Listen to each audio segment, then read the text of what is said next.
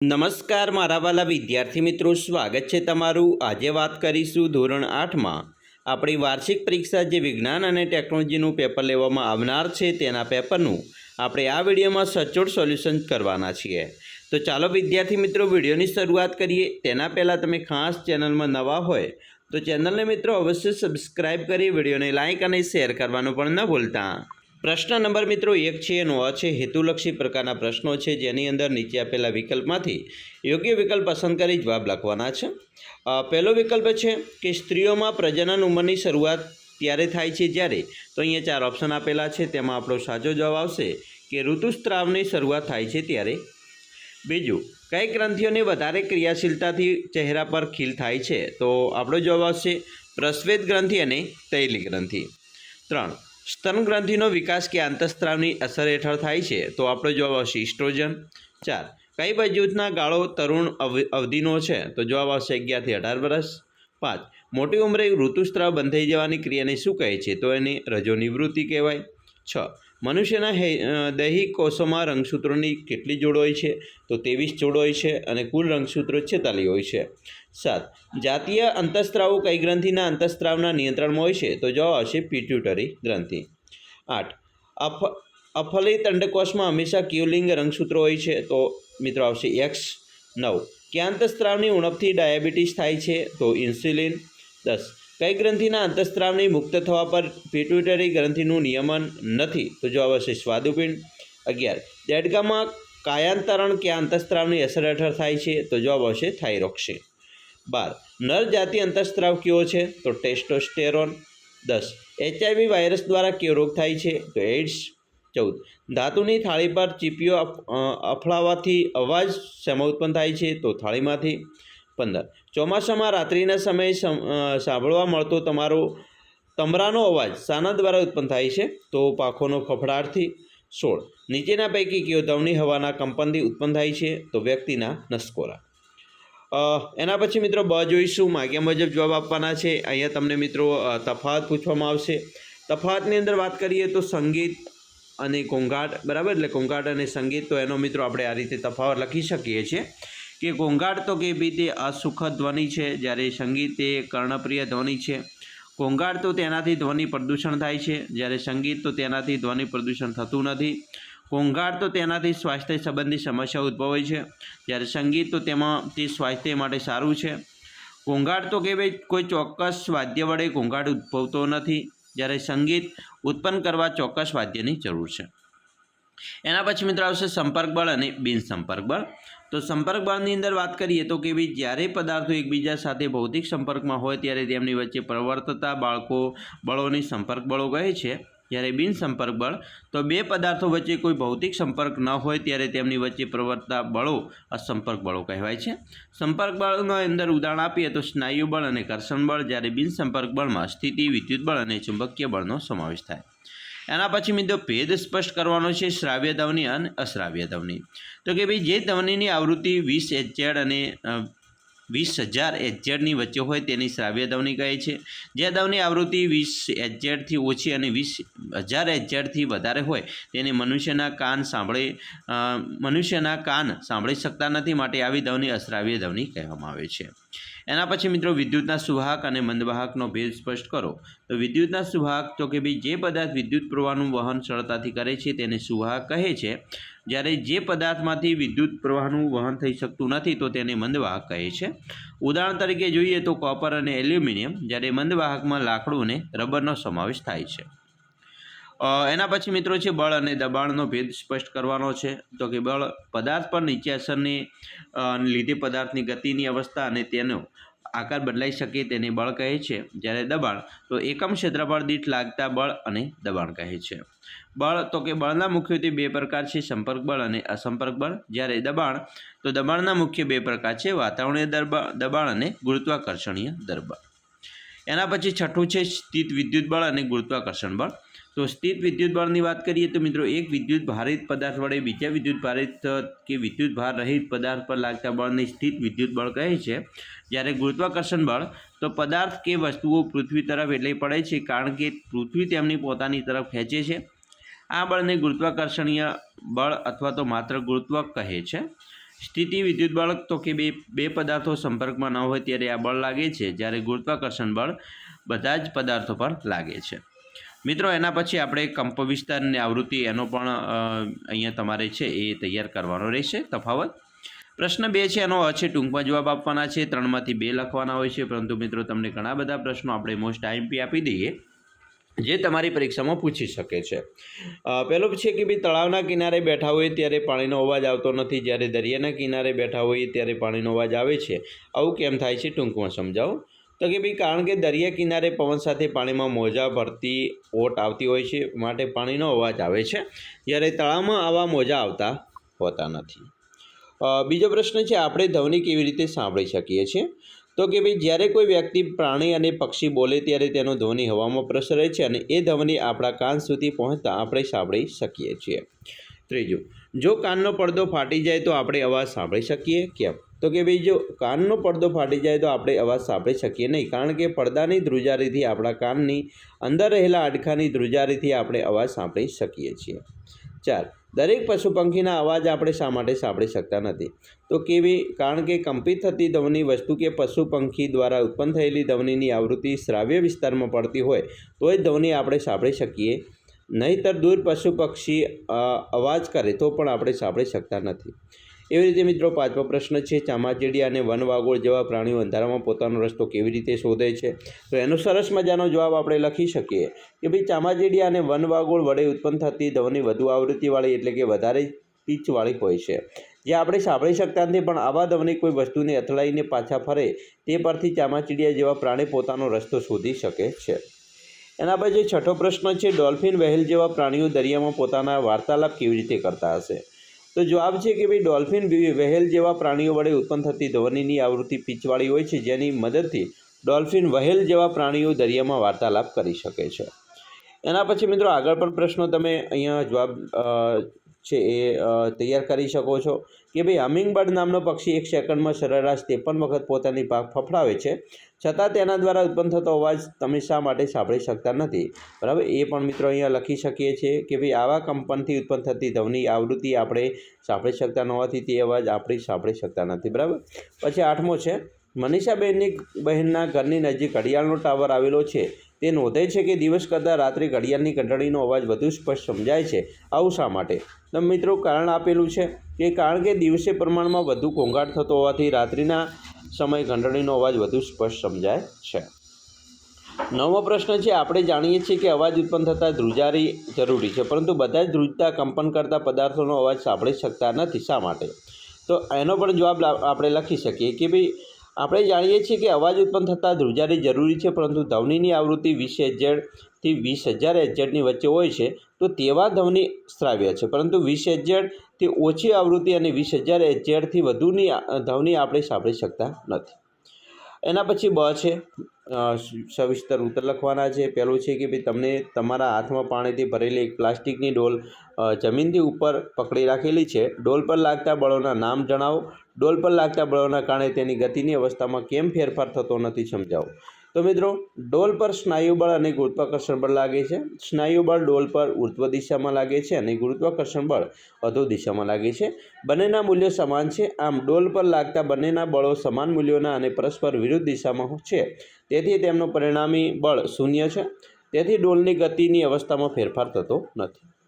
બીજો પ્રશ્ન છે કોઈ ઉપગ્રહને તેની કક્ષામાં તરતો મૂકવા માટે એક રોકેટની ઉપર તરફ પ્રક્ષેપિત કરવામાં આવ્યું. પ્રક્ષેપણ સ્થાન લોન્ચ પેડ પરથી છોડવાના તરત જ બાદ રોકેટ પર લાગતા 2 બળોના નામ.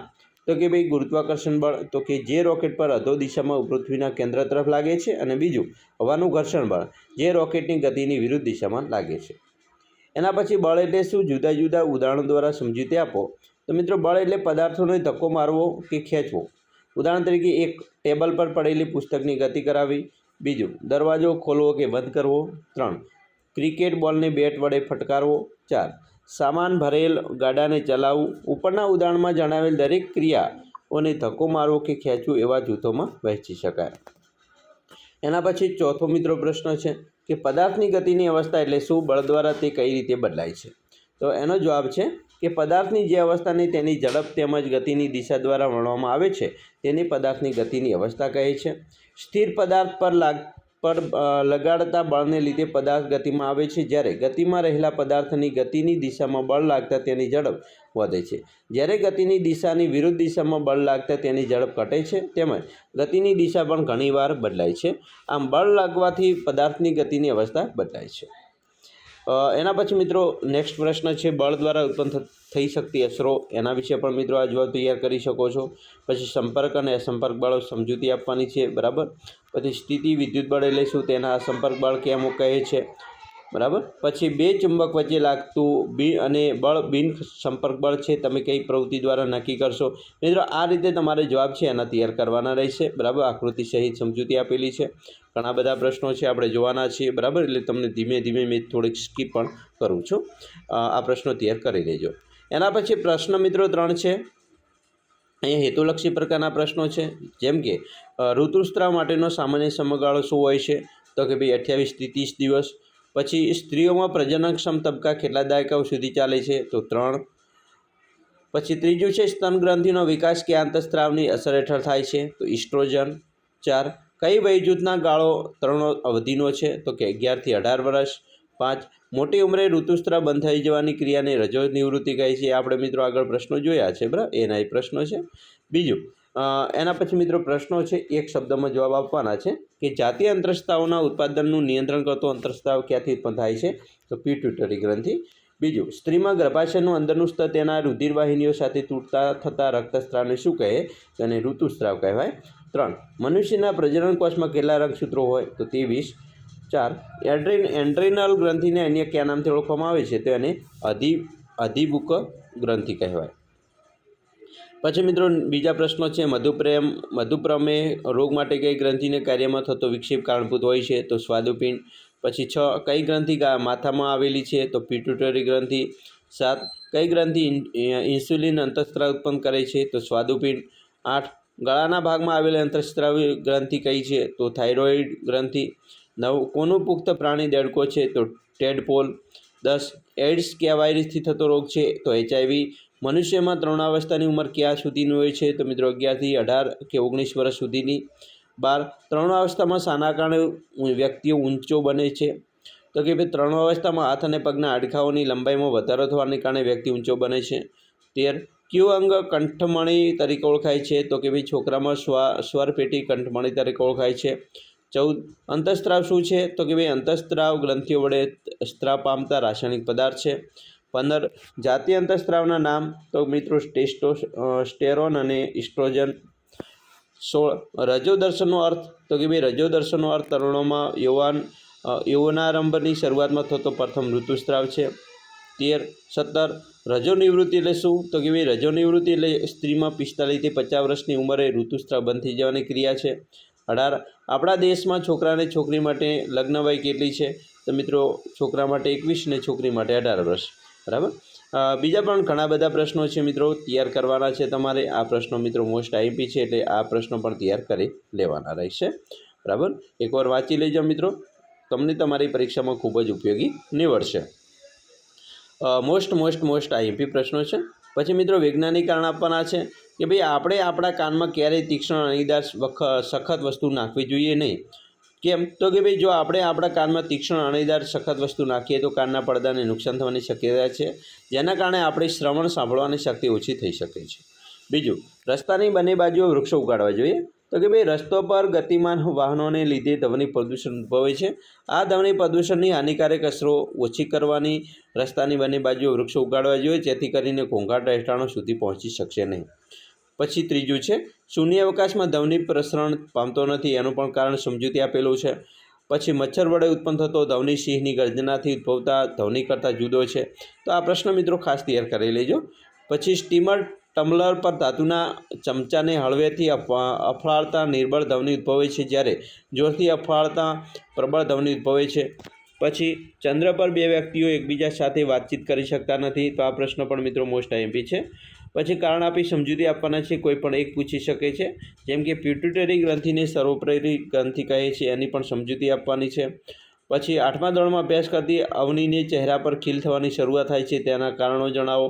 તો આ પ્રશ્ન મિત્રો ખાસ તમારે તૈયાર કરવાના રહેશે, બરાબર. આ મોસ્ટ આઈએમપી પ્રશ્નો છે, એટલા માટે આ તૈયાર કરવા જરૂરી છે. ધીમે રહીને સ્કીપ કરું છું. દરેક પ્રશ્નો છે અને પ્રશ્નોની નીચે જવાબ આપેલા છે, વાંચી લેજો. એના પછી પ્રશ્ન 4 છે હેતુલક્ષી પ્રકારના પ્રશ્નો છે, ખરા ખોટા છે. ચાલો જોઈએ. પહેલી છે ખાલી જગ્યા, કે ભાઈ ચાંદીના દાગીના પર સોનાના ઢોળ ખાલિયા પ્રક્રિયાથી ચડાવવામાં આવે છે, તો એ ઇલેક્ટ્રોપ્લેટિંગથી ચડાવવામાં આવે છે. બીજું, એલઈડીનો ટૂંકો છેડો ખાલિયા ધ્રુવ અને લાંબો છેડો ધન ધ્રુવ તરીકે વર્તાય છે, તો ટૂંકો છેડો ઋણ આવશે, લાંબો ધન. 3, ટામેટાનો રસ વિદ્યુતનો સુવાહક છે, જ્યારે કેરોસીન વિદ્યુતનો અવાહક છે. 4, પુલ અને વાહનોમાં વપરાતા લોખંડ પર ઝીંક ધાતુનું પડ ચડાવવામાં આવે છે.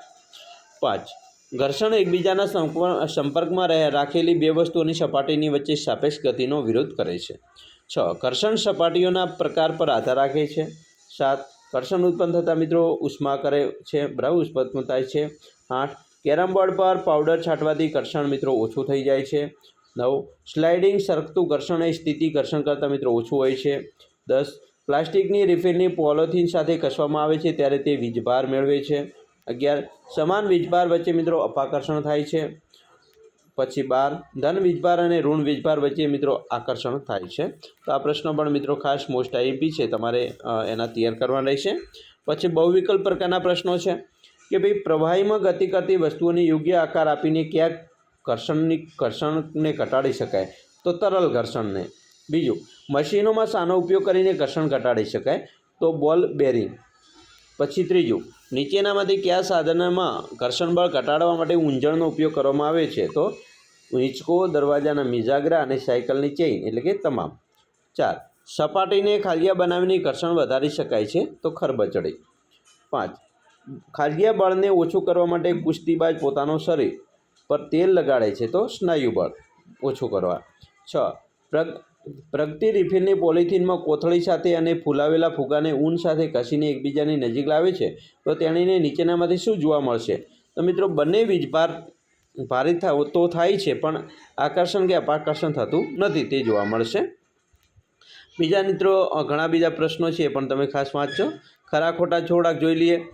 પહેલું છે પદાર્થની ગતિની અવસ્થામાં ફેરફારનું કારણ ઘર્ષણ બળ છે, તો ખોટું. બીજું, વસ્તુ પર લાગતા બળનું માપન સ્પ્રિંગ કાંટા વડે થાય છે, તો સાચું. ત્રીજું, ઘર્ષણના લીધે વાહનોનો રસ્તા પર ચાલી શકે છે, તો સાચું. રસ્તાની આસપાસ લગાડેલા વૃક્ષો ધ્વનિ પ્રદૂષણ ઘટાડે છે, સાચું. આરતી વખતે ઉપયોગમાં લેવાતી ઘંટડી એ સંગીતનું સાધન છે, તો સાચું.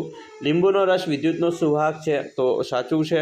નિસ્યંદિત પાણી વિદ્યુતનો અવાહક છે, એ પણ સાચું છે. ઘર્ષણના એસઆઈ એકમનો ન્યૂટન છે, તો આ પણ સાચું છે. ઊંજણનો ઉપયોગ કરવાથી ઘર્ષણ વધે છે, ખોટું. બળનો એસઆઈ એકમ ન્યૂટન છે, એ સાચું છે. એના પછી મિત્રો 2-3 વાક્યોની અંદર જવાબ લખવાના હોય તો આપણે લખી શકીએ કે પહેલું છે, 2 પથ્થરની મદદથી આગ પેદા થવા માટે કયું બળ લાગે, તો ઘર્ષણ બળ લાગે. બીજું, જેમાં ઘર્ષણ બળનો ઉપયોગ થતો હોય તેવી રોજિંદા જીવનમાં જોવા મળતી ઘટનાઓ લખો. દાખલા તરીકે આપણે લખવું હોય તો સાયકલ ચલાવી, પેન પેન્સિલ વડે કાગળ પર લખવું, ચોક વડે બોર્ડ પર લખવું, બરાબર. પછી એના પછી મિત્રો નીચેની ક્રિયાઓમાં લાગતા ઘર્ષણ બળને મિત્ર અને શત્રુમાં વર્ગીકરણ કરો, તો અહીં પણ આપણે આ રીતે કરી શકાય છે, બરાબર. તો આ મોસ્ટ આઈએમપી મિત્રો પ્રશ્નો છે, એ પણ તમારે ખાસ તૈયાર કરવાના રહેશે, બરાબર. ખાસ મિત્રો વાંચી અને પ્રશ્નોની નીચે જવાબ આપેલા છે, તો આ પ્રશ્નો તૈયાર કરવાનું ભૂલતા નહીં. એના પછી ઉદાહરણ સહિત મિત્રો વિગતવાર સમજૂતી આપવાની છે. પ્રશ્ન મિત્રો 1 છે, નીચે આપેલી આકૃતિમાં પાત્ર એમાં જુદા જુદા પદાર્થો મૂકવામાં આવે છે, કયા પદાર્થમાં બલ્બ પ્રકાશિત થશે તેની નોંધ સ્પષ્ટ કરો. તો અહીંયા આકૃતિ આપેલી છે, પદાર્થનું નામ, બલ્બ પ્રકાશિત થશે કે નહીં એ પણ મિત્રો યોગ્ય રીતે આપણે ગોઠવેલ છે. તો અહીંયા એના પછીનો બીજો પ્રશ્ન છે કે અહીંયા આકૃતિમાં ચાંદીના દાગીના પર સોનાના ઢોળ ચડાવવા માટેની આકૃતિ દર્શાવેલ છે, તો આપેલી આકૃતિમાં યોગ્ય નામ નિર્દેશ કરો. તો એ પણ નામ નિર્દેશ કરેલો છે આકૃતિ સહિત. તો આવા પ્રશ્નો છે તમારી પરીક્ષામાં મિત્રો પૂછી શકવાની સંભાવના વધી જાય છે. તો આ પ્રશ્નો મિત્રો તમારે તૈયાર કરવા ખૂબ જ જરૂરી છે તમારી પરીક્ષા માટે. હવે મિત્રો મોટા પ્રશ્નની વાત કરીએ તો પહેલો પ્રશ્ન છે, સમતલ અરીસા વડે રચાતા પ્રતિબિંબની સમજ આપતી આકૃતિ રચો. તો આ રીતે તમે આકૃતિ રચી શકો છો, બરાબર. બીજો પ્રશ્ન છે કે નીચેની આકૃતિને સંગત પરાવર્તનના નિયમો લખો. આકૃતિમાં આપાત કોણ અને પરાવર્તન કોણના માપ સરખા છે, તો અહીંયા નિયમ આપેલા છે કે ભાઈ આપાત કોણ અને પરાવર્તન કોણ હંમેશા સમાન મૂલ્યના હોય છે. આપાત કિરણ આપાત બિંદુઓ સપાટીને લંબ અને પરાવર્તિત કિરણ એક જ સમતલમાં હોય છે, બરાબર. તો આ રીતે સમજૂતી આપી શકાય, એના મિત્રો બરાબર. તો ખાસ મિત્રો તમારે આ પ્રકારનો પ્રશ્નપત્ર છે એ તમારે આવી શકે છે અને તમારી તૈયારી પણ આ પ્રકારની હોવી જોઈએ. એના પછી પ્રશ્ન 6 અ છે આકૃતિ દોરી નામ નિર્દેશ કરો. તો મનુષ્યના લિંગ નિશ્ચયન, તો એની પણ આકૃતિ દોરવાની છે. બીજું, મનુષ્યમાં અંતઃસ્ત્રાવી ગ્રંથિનું સ્થાન, તો એ પણ મિત્રો આ રીતે આકૃતિ તમારે નામ નિર્દેશ દોરવાની રહેશે. એના પછી નીચે આપેલ ફ્લોચાર્ટમાં નામ નિર્દેશ કરો. અંતઃસ્ત્રાવનો નામો છે, બરાબર. પછી એના પછીના ફ્લોચાર્ટ છે. આવા ફ્લોચાર્ટ મિત્રો ખાસ તૈયાર કરી લેવાના છે, બરાબર. ખાસ મિત્રો આ રીતે તૈયાર કરી લેજો, તમારી પરીક્ષામાં ઉપયોગી થશે. પછી એના પછી ટોર્ચ, બલ્બ, ટેસ્ટર, એની પણ નામ નિર્દેશ આકૃતિ અને નામ નિર્દેશ કરેલો છે. લીંબુનો રસ અને વિનેગાર, વિદ્યુતના સુવાહક, બરાબર. પછી મેગ્નેટિક ટેસ્ટર છે, બરાબર. તો આ તમામ વસ્તુઓ મિત્રો તમારે તૈયાર કરવાની રહેશે. એના પછી માગ્યા મુજબ જવાબ આપવાના છે. કેલેડોસ્કોપની રચનાનું વર્ણન, બરાબર, રચના કરવાની છે અને એનું વર્ણન કરવાનું છે. તો આ પ્રશ્ન પણ મિત્રો તમારી પરીક્ષામાં ખૂબ જ ઉપયોગી નીવડશે. ખાસ મિત્રો તૈયાર કરી લેજો. અહીંયા 4 ગુણની અંદર 5 ગુણમાં પ્રયોગ પૂછાતા હોય છે, બરાબર. તો આ પણ તૈયાર કરવાના રહેશે. તો આવી રીતે તમારું મિત્રો પેપર છે આવી શકવાની સંભાવના છે. તો મિત્રો ખાસ તમારે આ રીતે તૈયાર કરવાનું રહેશે. અમે આશા રાખીએ છીએ તમને મિત્રો આપણો આ વિડીયો ખૂબ જ ઉપયોગી નીવડશે. અને ખાસ વિડીયો ગમે હોય તો લાઇક, શેર અને સબસ્ક્રાઈબ કરવાનું પણ ન ભૂલતા.